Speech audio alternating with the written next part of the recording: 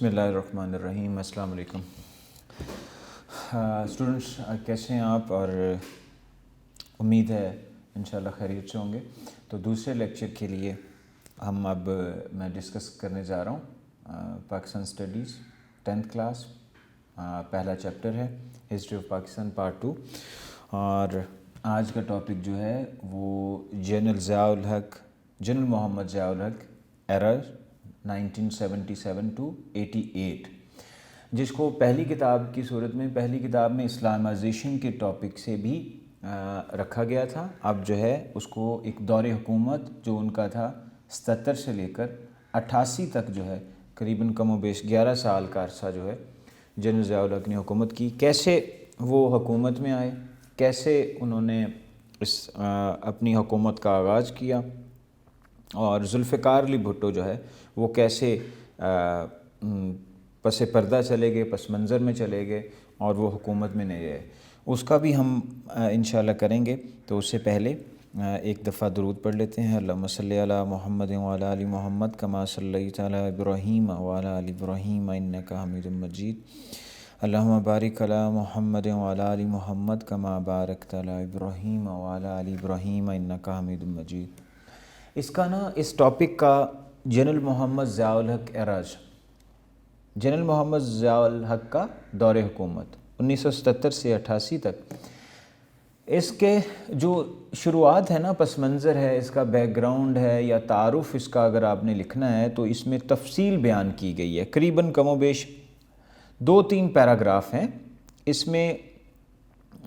کیسے جنرل ضیاء الحق کا دور حکومت شروع ہوا، کیسے ذوالفقار علی بھٹو جو ہے وہ ان کو ہٹا دیا گیا، انکانسٹیٹیوشنل تھا، غیر آئینی تھا، اور کیسے ساتھ ہی ایک اور شخصیت اس میں ان کا اضافہ ہوا پاکستان کے پرائم منسٹر کے طور پر، محمد خان جنیجو۔ اس میں خاص طور پر کچھ بہت سارے ایونٹس بھی ہیں۔ ضیاء الحق کیسے آئے اس کو ہم شروع کرتے ہیں۔ Elections were held in the country in March 1977۔ یہ 77 کا سال تھا، تب کی بات ہے۔ کیا ہوا؟ All the notable opposition parties of that time formed a alliance, Pakistan National Alliance, to compete with Pakistan People's Party۔ اب یہ یاد رکھیں، تمام جماعتوں کا ایک اتحاد بن گیا جس کو پاکستان نیشنل الائنس کہا جاتا ہے، جس کو پاکستان قومی اتحاد کا بھی نام دیا جاتا ہے۔ دونوں کو لے کر چلوں گا، کوشش کریں گے پاکستان اسٹڈیز اس چیپٹر کو، اردو اور انگلش والوں کو دونوں کو لے کر کوشش کریں گے، اس کو ڈسکس کریں گے ٹاپک کو۔ اب جناب الیکشنز ہوئے، اور یہ الیکشنز جو ہیں پاکستان پیپلز پارٹی جو ہے انہوں نے جیت لیے۔ This election 1977 Pakistan Peoples Party won the election, but the Pakistan National Alliance, جو پاکستان قومی اتحاد تھا نا، اس نے ایلیگیشنز لگا دی، الزامات لگا دیے جی، ریگنگ دا الیکشنز۔ الزامات کیا لگائے جی؟ الیجڈ کیا گیا جی، ریگ کیا گیا ہے، دھاندلی کی گئی ہے الیکشنز میں۔ کس پر الزام لگا جی؟ ذوالفقار علی بھٹو پر۔ accusing Pakistan Peoples Party of rigging in the elections، الزام لگ گیا پاکستان پیپلز پارٹی نے یہ دھاندلی کی ہے، یہ الیکشن چرائے ہیں، اسی وجہ سے جیت گئی ہے۔ اب ایک اتحاد بن چکا تھا۔ Talk begin with between the Zulfikar Ali Bhutto and Pakistan National Alliance کے درمیان، اس میں دونوں کے درمیان بات چیت ہوئی۔ ذوالفقار علی بھٹو نے کوشش کی کہ بتانے کی، ریئلائز کروانے کی کہ یہ جی دھاندلی زدہ الیکشن نہیں تھا، چوری نہیں کیا گیا تھا، اس میں کوئی دھاندلی نہیں کی گئی۔ لیکن پاکستان اسی دوران ان بٹوین دا ڈسکشنز اور talks between the Peoples Party and Pakistan National Alliance, ایک اور پرسنالٹی اس میں انٹر ہوئیں۔ ایک when general Zia ul-Haq imposed martial law, all political parties were banned, پابندی لگا دی گئی۔ جنرل ضیاء الحق آگے ان بٹوین دا ڈسکشنز جو دو جماعتوں کے درمیان ہو رہی تھی، خاص طور پر پیپلز پارٹی اور ایک قومی اتحاد جو الائنس بنا تھا ان کے درمیان ہو رہی تھی، جنرل ضیاء الحق کا ہے، انہوں نے مارشل لا لگا دیا۔ مارشل لا میں نے آپ کو اس سے پہلے بھی ایکسپلین کیا تھا، مارشل لا کا مطلب یہ ہوتا ہے ایسا نظام کہہ لیں، ایسا ایک کہہ سکتے ہیں کہ آرمی کی طرف سے، it is a personal of the army, army کے ایک ہیڈ آف دا چیف ہوتے ہیں جو وہ اس کا اختیار رکھتے ہیں۔ زیادہ تر دنیا میں اگر مارشل لا لگتا ہے تو مارشل لا سے مراد یہی ہوتا ہے کہ کسی بھی فوجی حکومت کا اس میں آ جانا، اور فوج کا اس سے مراد یہ ہے کہ اس کے جو سربراہ ہوتا ہے وہ مسلط ہو جاتا ہے یا اس پر حکومت کر لیتا ہے، امپوز کر دیتا ہے martial law. Zulfikar Ali Bhutto was arrested, ان کو گرفتار کر لیا گیا، اور in this way the political scenario changed, خاص طور پر ایک پورا سارے کا سارا جو ہے وہ ایک تو پابندی لگا دی گئی اور ان کو گرفتار بھی کر لیا گیا، اور سیاسی منظرنامہ، اس کو کہتے ہیں پولیٹیکل سیناریو، سیاسی منظرنامہ بالکل یکسر تبدیل ہو گیا۔ اور ایک اور سوال اس پیراگراف میں ہے، پیج نمبر 4 پر ہیں، Zulfikar Ali Bhutto was sentenced to death, Zulfikar Ali Bhutto کو پھانسی دے دی گئی، اور مختصر یہ کہ کس کے الزام میں؟ نواب محمد احمد خان مرڈر کیس میں ان کو پھانسی دی گئی۔ اور آگے بڑھتے ہیں سیکنڈ پیراگراف میں، in his address to the nation general Zia ul-Haq promised the people and address to the nation through Pakistan television, انہوں نے کیا کہا؟ He announced, Zulfikar Ali Bhutto himself announced that he will conduct elections within the 90 days، انہوں نے کہا کہ جی میں 90 دن کے اندر الیکشنز کروا دوں گا، لیکن unfortunately but the elections were postpone, ملتوی ہوتے گئے، اور خاص طور پر ڈیو ٹو ویریس ریزنز، بہت ساری وجوہات کی بنا پر، finally in 1985 elections were held on a non party, غیر جماعتی بنیادوں پر الیکشنز ہوئے، غیر جماعتی، کوئی بھی پرومیننٹ جو ہے اس میں یہ نہیں کہا گیا کہ جماعتیں جو ہے جیسے پاکستان پیپلز پارٹی اور دوسری مذہبی جماعتیں تھیں وہ تھے غیر جماعتی، جو نان پارٹی بیس پر الیکشنز ہوئے 1985 میں، یہ آپ کو MCQs بھی آ سکتا ہے۔ اور اس میں ایک شخصیت سامنے آئی، Muhammad Khan Junejo from Sindh province was nominated as the prime minister of Pakistan. Muhammad Khan Junejo کا تعلق سندھ سے تھا، اور بڑے ہی سیزنل پالیٹیشین تھے، بڑے ہی ڈیموکریٹک انسان تھے محمد خان جنیجو، اور ان کو پاکستان کے وزیر اعظم کے طور پر چن لیا گیا۔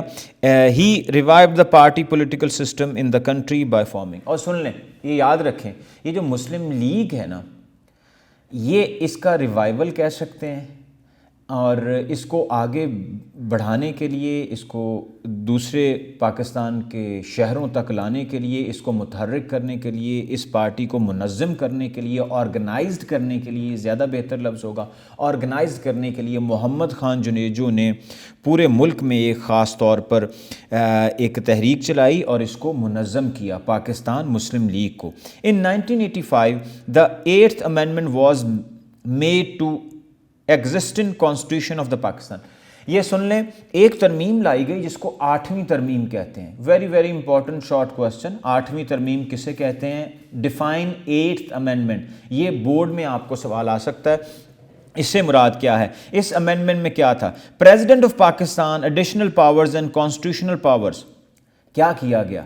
صدر پاکستان تھے جنرل ضیاء الحق، ان کے پاس اضافی طاقت کہہ سکتے ہیں، اختیارات کہہ سکتے ہیں، پاورز آ گئیں۔ وہ کیا اختیارات تھے؟ ویری امپورٹنٹ شارٹ کوسچن جو اس سے پہلے بورڈ کے ایگزامز میں آ چکا ہے۔ The powers were included the article 58(2)(b) of the constitution, 58 of the constitution of the Pakistan, under which the president of Pakistan had the power to dissolve the national assembly۔ یہ یاد رکھیے گا، اس paragraph میں page number 5 پر ہے، dissolve تحلیل کر دینا۔ 8ویں ترمیم کا مطلب یہ ہے کہ 8ویں ترمیم کے ذریعے صدر کے پاس اختیارات آگے تھے کہ وہ کیا کر سکتے تھے کہ قومی اسمبلی اور صوبائی اسمبلیوں کو تحلیل کر سکتے تھے، توڑ سکتے تھے۔ اور اس سے کیا ہوتا ہے؟ when president dissolve the National Assembly and the Provincial Assembly along with the remove the prime minister and the cabinet. اس کے ساتھ ساتھ یہ منسٹرز بھی چلے جاتے ہیں, وہ بھی ہٹنا پڑتا ہے ان کو, اور پرائم منسٹر پاکستان کو بھی عہدے سے الگ ہونا پڑتا ہے. تو یہ اختیار تھا, اور اس آرٹیکل کے تحت ایک چیز تھی الگ. کیا ہو اس میں ایک تھوڑا سا ڈفرینشیٹ کر سکتے ہیں. President of Pakistan had the power to dissolve the National Assembly, not the Senate. ٹھیک ہے, except the Senate. سینٹ جو ہے, جو ایوان تھا, جس کو ایوان بالا بھی کہا جاتا ہے, اپر ہاؤس بھی کہا جاتا ہے 73 کے کانسٹیٹیوشن کے اکارڈنگلی, اس کو تحلیل نہیں کر سکتے تھے, لیکن نیشنل اسمبلی کو تحلیل کر سکتے تھے. Muhammad Khan Junejo was a man of the democratic temperament. مزاج کے آدمی تھے, جمہوری مزاج کے آدمی تھے, شریف النفس انسان تھے. He could not get along well with the general Zia ul-Haq. اب کیا ہوا, ڈس ایگریمنٹ آ گیا. کیا ہوا, جنرل ضیاء الحق میں اور محمد خان جنیجو میں ڈفرینسز پیدا ہو گئے, create between the general Zia ul-Haq and Muhammad Khan Junejo. And what happened at that time, general Zia ul-Haq dissolve the national assembly and the provincial assembly and removed the Muhammad Khan Janeju as a prime minister of Pakistan. Simplify, because he had the power at that time کہ ان کے پاس اختیار تھا کہ وہ حکومت کو ہٹا سکتے تھے, اور انہوں نے ایسا ہی کیا. حالانکہ محمد خان جنیجو ان کی مرضی سے ہی ایک پرائم منسٹر کے عہدے پر آئے تھے, لیکن ان کو پاکستان کے پرائم منسٹر کے طور پہ عہدے سے ہٹنا پڑا, کیونکہ انہوں نے اسمبلیاں ڈیزالو کر دی. General Zia ul-Haq dissolve the assembly and remove the Muhammad Khan Junejo. یہ اس پیراگراف میں کمپلیٹ لکھا گیا ہے. May 29, 1988 the reforms of general Muhammad Zia ul Haq are described below. اب یہ کیا ہے, جنرل ضیاء الحق جب آئے تھے, جنرل ضیاء الحق کا موٹو کیا تھا, جنرل ضیاء الحق کیا کرنا چاہ رہے تھے. جنرل ضیاء الحق خاص طور پر abandoned the policies of the Zulfiqar Ali Bhutto. کیا کیا جنرل ضیاء الحق جب آئے نا, تو جو پالیسیز, جو ریفارمز لائے تھے, اور جو نیشنلائزیشن کی تھی, حکومتی تحویل میں لے لیا گیا تھا اداروں کو, بینکس ہو, انشورنس کمپنیز کو, ان کو جو ہے جو پالیسیاں لائے تھے ذوالفقار علی بھٹو, اس کو ختم کر دیا, اس کا خاتمہ کر دیا گیا. اب پالیسیاں آگے بڑھنی تھیں جنرل ضیاء الحق کی, اور وہ کچھ اصلاحات لائے خاص طور پر لوگوں کے لیے, for the people of the Pakistan. General Zia ul-Haq industrial reforms لے کر آئے. First of all we are going to discuss the industrial reforms of the general Zia ul-Haq. First of آل اب کیا کیا گیا, جو نیشنلائزیشن ہوئی تھی, general Zia ul Haq returned the industries, banks, insurance companies to the owners of the at that time when the nationalization of the Zulfiqar Ali Bhutto. آگے بڑھتے ہیں. جنرل ضیاء الحق نے کیا کیا, rice and flour mills etcetera to produce the owners ان کے حوالے کر دی گئیں. were appoint prominent among them. investors were provided protection.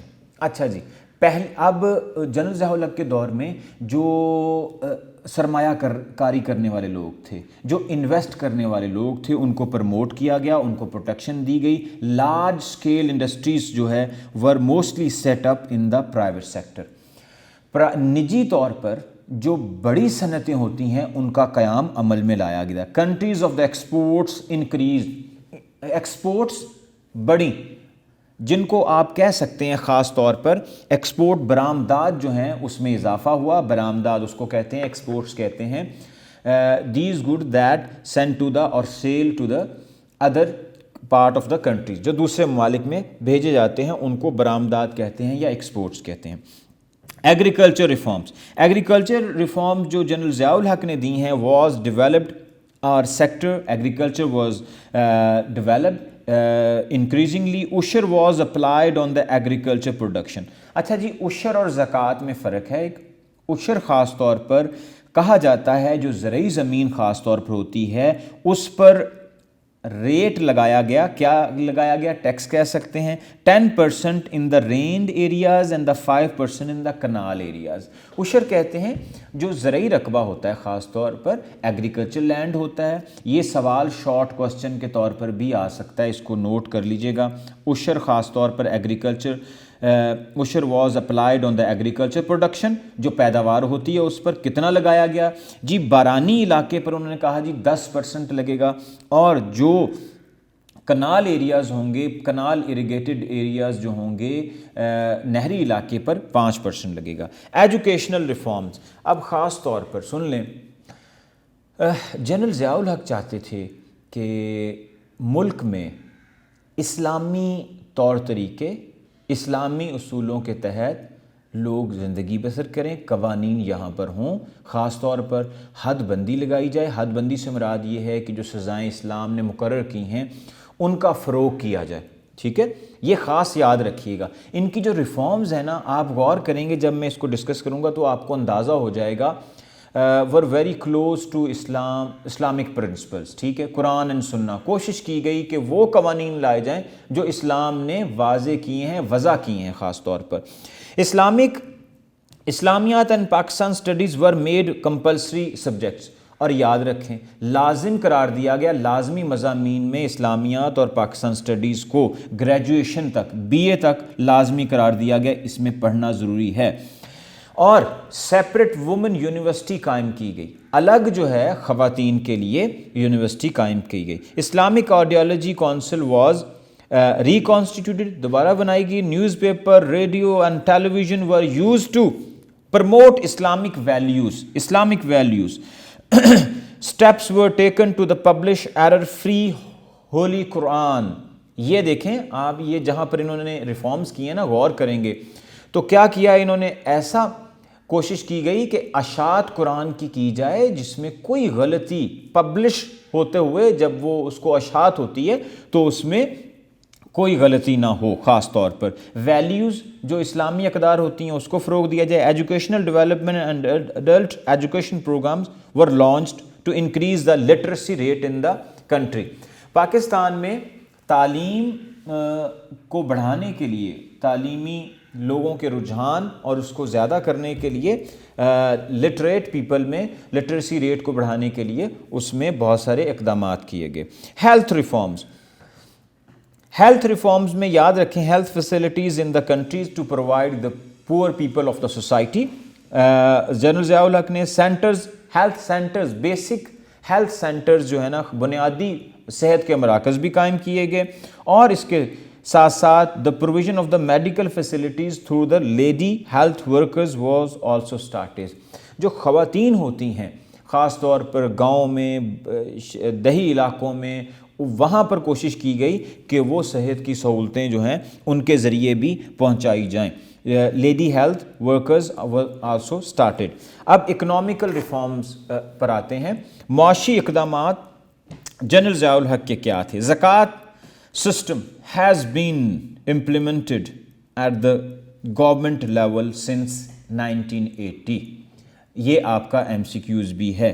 خاص طور پر حکومتی سطح پر کب اس نظام کو نافذ کیا گیا؟ 1980 میں، 1980 میں.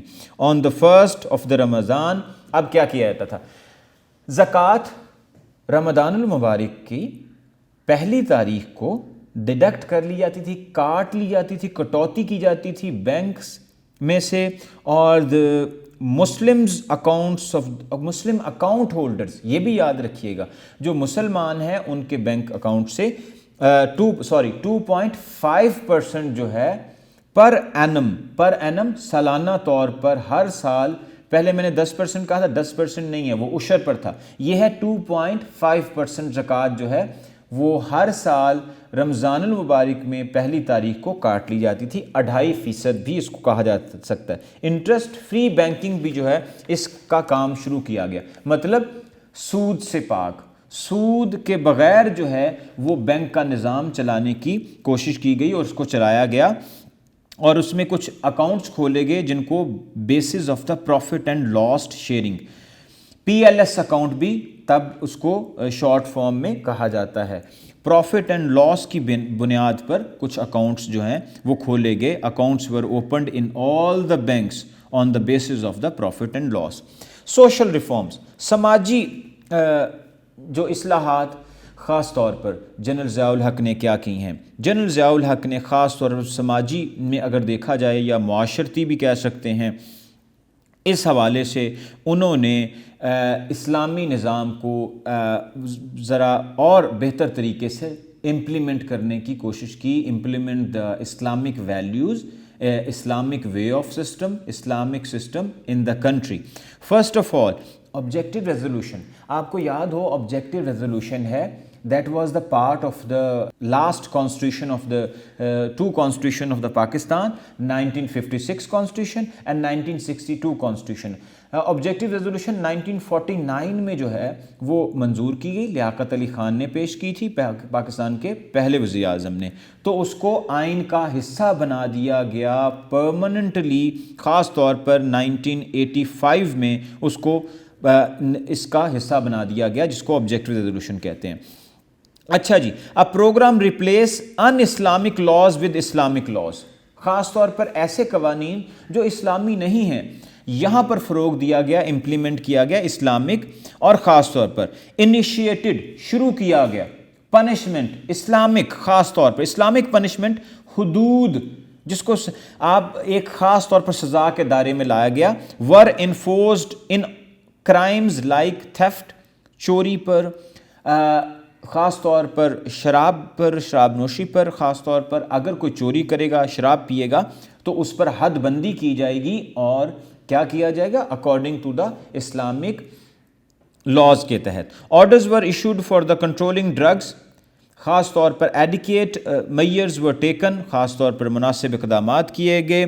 سمگلنگ کو بھی روکنے کی کوشش کی گئی, خاص طور پر یہ جو نشہ ہے خاص طور پر اس حوالے سے بھی اقدامات کیے گئے. کیا کیا گیا جی, اس حوالے سے یہ اقدامات بھی کیے گئے کہ غیر اسلامی قوانین کو ختم کرنے کے لیے بھی اقدامات کیے گئے, اور منشیات, ڈرگز خاص طور پر منشیات جس کو کہا جاتا ہے, اس کے بھی خاتمے کے لیے اقدامات کیے گئے. To promote namaz and salat, prayers in the country, خاص طور پر یہ یاد رکھیں گے ریگولیٹ کیا گیا, نماز کو خاص طور پر ریگولیٹ کیا گیا, سسٹم کو اس کے لیے اقدامات کیے گئے. یہاں پر لکھا ہے many adequate measures were taken to regulate and promote namaz in the country. In short, all efforts were made to establish an Islamic environment in the country. یہ ہے بہت اہم ترین ایک حصہ جس پر خاص طور پر موٹو تھا, پرپز تھا جنرل ضیاء الحق کا, to establish an Islamic environment in the country according to their views. ٹھیک ہے. کانسٹیٹیوشنل ریفارم جیسا کہ میں نے سامنے بھی لکھا ہوا ہے, 8th amendment, 9th amendment and 10th amendment. ترامیم جیسے کہ میں نے آپ کو پہلے کہا تھا, ترامیم جو ہیں وہ ایک حصہ ہوتی ہیں کانسٹیٹیوشن کی جس کو اضافہ کہتے ہیں. ترمیم اضافہ کر دینا, کسی چیز نئی چیز کو لے آنا, ٹھیک ہے, اس کو امینڈ کہتے ہیں, امینڈمنٹ, امینڈ کر دینا کانسٹیٹیوشن میں. کانسٹیٹیوشن ریفارمز کی گئیں by the general Zia ul Haq. 8th amendment لائی گئی. 8th امینڈمنٹ کیا ہے جی؟ President will be elect by an electoral body consist of the both houses of the parliament and the 4 provincial assemblies. اب کیا کیا گیا میں آپ کو بتاتا ہوں. اس میں 8th amendment میں کیا تھا کہ جی صدر کو کا انتخاب کون کرے گا؟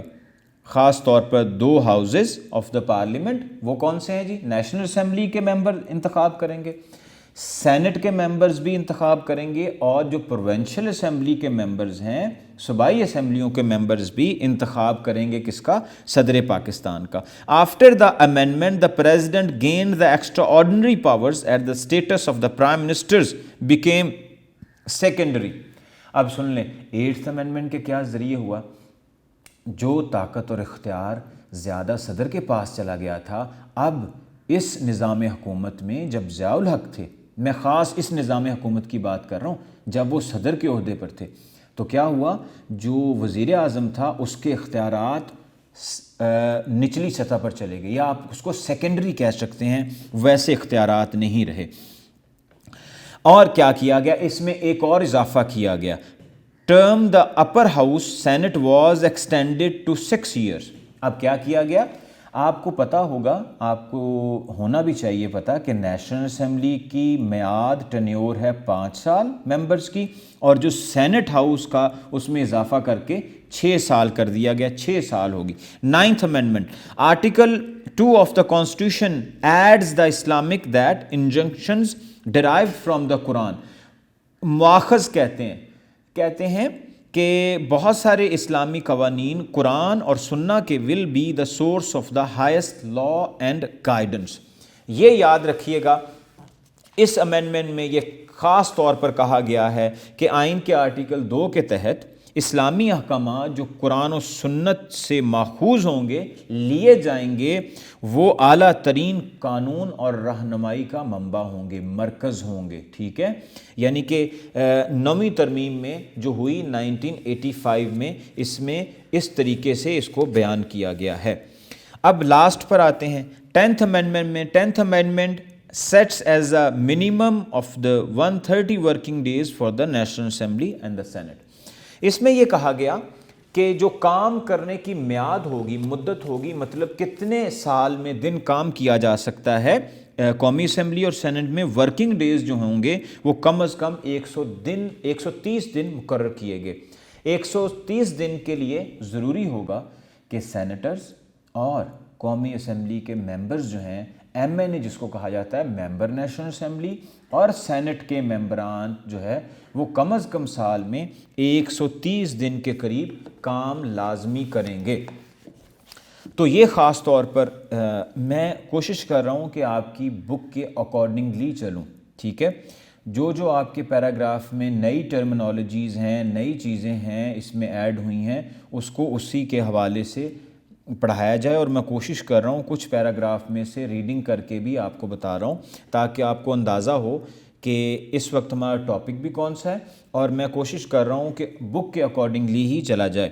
ٹیکسٹ بک جو 10th کی نئی آئی ہے.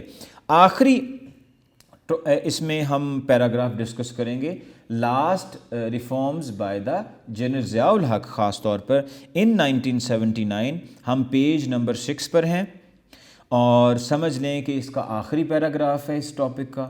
انتظامی اصلاحات کیا تھیں جنرل ضیاء الحق کے دور میں؟ اگر دیکھا جائے, آپ ایک مرکزی خیال کی طرح اس کو ایک ڈھالنے کی کوشش کریں, یا اس کو بالکل ہی جامع انداز میں کوشش بھی کریں کہ اس کو بیان کریں کہ خاص طور پر ان کے دور حکومت میں کچھ بہت سارے ایونٹس ہوئے ہیں. ایک ایونٹ ایسا تھا, کچھ واقعات ہوئے ہیں, ان میں سے ایک یہ بھی تھا کہ رشیا نے, روس ایک بڑی طاقت ملک کے طور پر, معاشی طور پر بھی, ٹھیک ہے, دفاعی طور پر بھی, وہ ملک اس نے 1979 میں 79 میں افغانستان پر حملہ کر دیا. اب کیا ہوا جی؟ Russian forces entered Afghanistan. General Muhammad Zia ul-Haq adopted a blunt policy, بہت ہی واضح طور پر ایک پالیسی اپنائی. خاص طور پر جنرل ضیاء الحق میں بلنٹ کہہ سکتے ہیں, 2 ٹوک, سیدھی انہوں نے صاف کہا کہ general Zia ul-Haq Pakistan will help the Afghanistani peoples, اور افغانستان کا ساتھ دے گا. اسی لیے and with great confidence and courage and stood firm against the intervention of the Russian forces. اب کیا کیا جنرل ضیاء الحق نے؟ یہ 2 ٹوک کہہ دیا, پوری دنیا کو بھی کہہ دیا, اور یہ خاص طور پر ساتھ دینے کی کوشش کی کہ ہم افغانستان کا اس حوالے سے ساتھ دیں گے جو انہوں نے حملہ کر دیا ہے اس پر. By 1986 Russia was completely disappointed. خاص طور پر 1986 میں رشیا کو یہاں پر ناکامی کا سامنا کرنا پڑا, اور وہ یہ جو حملہ کیا تھا افغانستان پر, وہ یہ جنگ ہار گئے اور ڈسپوائنٹ ہوئے. اور خاص طور پر جنیوا اکارڈ اس پیراگراف میں لکھا گیا. شارٹ کوسچن یہ یاد رکھیے گا, اس میں ایم سی کیوز بھی آ سکتے ہیں اس پیراگراف میں, اور شارٹ کوسچنز بھی ہیں کہ رشیا نے کب حملہ کیا, when the Russian forces enter in Afghanistan, اور کب انہوں نے جنیوا اکارڈ ہوا 1988 میں. Geneva is a city in the Switzerland, ایک حصہ ہے part of the Switzerland. In April 1988 Pakistan was also a part of the agreement, Geneva Accord جس کو کہا جاتا ہے, پاکستان بھی اس کا حصہ تھا. And eventually Russian troops from Afghanistan on February 1989 as promised they withdrew its forces, اپنی جو افواج تھیں ان کو نکال لیا گیا. withdrew بھی کہہ سکتے ہیں, انخلا بھی کر لیا گیا, وہاں سے نکال لیا گیا. آخری پیری کی طرف بڑھ رہے ہیں. اور کیا کیا پاکستان نے؟ اس میں پاکستان نے بہت خدمات دی ہیں Afghanistan towards the people of the Afghanistan. millions of the Afghanis people, refugees people, Pakistan میں پناہ لی انہوں نے خاص طور پر, اور has received a lot of international acclaim. Pakistan کی تعریف بھی کی گئی اس حوالے سے. millions of Afghan refugees migrated to Pakistan. hundreds of Afghan refugees camps have been set up in Pakistan. اچھا یہ یاد رکھیے گا, جب افغانستان نے رشیا نے افغانستان پر حملہ کیا تھا تو قریباً کم و بیش, یاد رکھیے گا اس سے پہلے کتاب میں مینشن کیا گیا تھا کہ قریباً کم و بیش 30 لاکھ کے قریب افغانی جو لوگ تھے انہوں نے پاکستان میں پناہ لی. ریفیوجیز نے, پناہ گزین نے پناہ لی پاکستان میں. Pak Afghan diplomatic relations have also improved significantly, بہت بہترین طریقے سے آگے بڑھے, بہتر ہوئے, امپروو ہوئے. Pakistan gained a special place in the world for its condemnation of the Russian domination and the atrocities in Afghanistan. اس جملے کو, اس کو سمجھنے کی ضرورت ہے.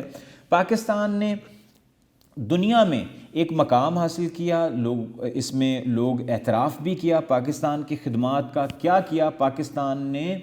مذمت کی, کنڈیمنیشن رشیا کی, جو ان کی قوت اور ان کی اجارہ داری تھی. اٹراسٹیز, اجارہ داری, کسی ملک کی زبردستی ہو, چاہے انہوں نے افغانستان پر حاکمیت کرنے کی حملہ کیا تو پاکستان نے اس کی شدید مذمت کی. General Muhammad Zia ul Haq services on the Afghan issues were appreciated internationally. یہ یاد رکھیں, جنرل ضیاء الحق کے اس اقدام کو پوری دنیا میں جو ہے وہ سراہا گیا. He fully participated in the activities related to the Islamic Summit Conference and the unity of the Muslims Ummah. انہوں نے اسلامک سمٹ کانفرنس میں بھی شرکت کی. He also addressed the United General Assembly as a representative of the Islamic Conference. یہ یاد رکھیے گا, general Zia ul Haq نے یونائٹڈ نیشن اقوام متحدہ کی جنرل اسمبلی میں بھی ایک نمائندے کے طور پر اسلامک کانفرنس کے وہاں پر شرکت کی. تو ہم نے اس ٹاپک کو کمپلیٹلی, میں نے پیج نمبر 7 تک ہے آخری پیراگراف, جنرل ضیاء الحق کا ایرا, قریباً کم و بیش 11 سال بنتے ہیں. تو یہ ہم نے ڈسکس کیا ہے. خاص طور پر ان کے اقدامات تھے جو انہوں نے حکومت میں آنے کے بعد خاص طور پر وہ اٹھائے, جس کو ریفارمز بھی کہہ سکتے ہیں, اصلاحات بھی کہہ سکتے ہیں. تو یہ وہ اصلاحات تھیں خاص طور پر یاد رکھا جائے. تو یہ ہمارا سیکنڈ لیکچر تھا. اس میں ہم نے جو بک میں سیکنڈ ٹاپک ہے آپ کا the era of the general Zia ul-Haq, اس کو ڈسکس کیا ہے. تو خاص طور پر اب میں آپ کو فردر اور بھی یہ بھی بتا دوں کہ انشاءاللہ اگلے لیکچر میں ہم ایک اور ٹاپک ڈسکس کریں گے, بے نظیر بھٹوز فرسٹ ٹرم ان 1988 to 90. 1988 سے 1990 تک محترمہ بے نظیر بھٹو صاحبہ کا دور حکومت, اس کو ڈسکس کریں گے. اور یہ اگلا ہمارا تھرڈ لیکچر ہوگا.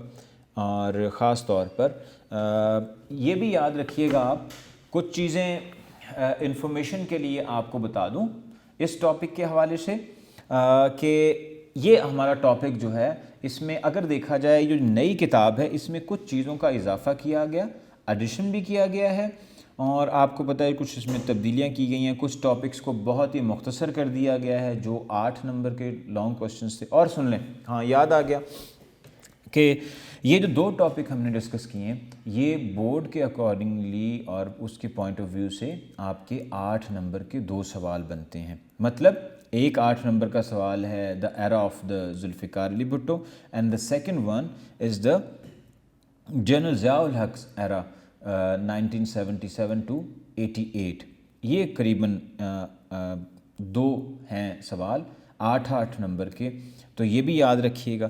اب ایک اور چیز میں آپ کو بتا دوں جو آپ یاد رکھیے گا کہ ضروری نہیں ہے کہ پیپر بنانے والا جو ہے وہ خاص طور پر آپ کو ایکسرسائز سے ہی شارٹ کوسچنز اور ایم سی کیوز دے. تو آپ نے کوشش کرنی ہے, میں اسی لیے پیراگراف کو تھورلی جو ہے بڑے ہی بغور طریقے سے جو ہے نا آپ کو پڑھا بھی رہا ہوں. اس میں سے جو ایم سی کیوز ہیں شارٹ کوسچنز ہیں اس کو بھی ڈسکس کر رہا ہوں, ٹھیک ہے. تو اس لیے آپ نے یہ بھی خیال رکھنا ہے کہ یہ دونوں سوال جو ہیں بورڈ کے اکارڈنگلی کتنے اہم ہیں. جی بہت شکریہ آپ کا.